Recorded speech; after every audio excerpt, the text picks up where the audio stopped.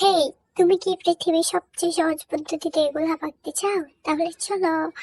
প্রথমে একটু red colour নিবা, নেওয়ার পরে এরকম বৃত্ত করে এটা ভরাট করে নিবা, এরকম এরকম করে গোল রুটির মতো করে আর কি। এরপর একটা কলি আঁকবা, কলির মতো আঁকার পর একটু সাদা কালার মানে হোয়াইট কালার নিয়ে রেডের উপরে একটু আঁকা বাঁকা করে এভাবে একটু ফাপড়ি করে নিবা।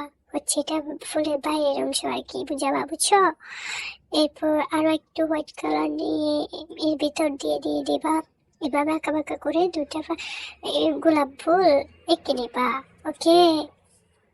এরপর তোমার গ্রিন কালার মানে সবুজ কালারটা দিয়ে এভাবে আবারও আঁকা বাঁকা করে একটা ফাতা এঁকে নিবা। এরপর গ্রিন কালার দিয়ে এভাবে সোজা সোজা করে ডালটা এঁকে নিবা।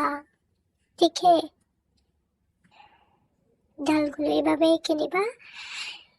এরপর কলিটা আঁকবা, কলির চারপাশ দিয়ে এরকম চিকন চিকন করে মানে পাতলা পাতলা করে এভাবে দিয়ে দিবা। হচ্ছে কলির যে চারপাশে একটু চিকন চিকন থাকে না, ওইগুলো আর কি কি বলে না, এরপর এগুলো দিয়ে দিবা।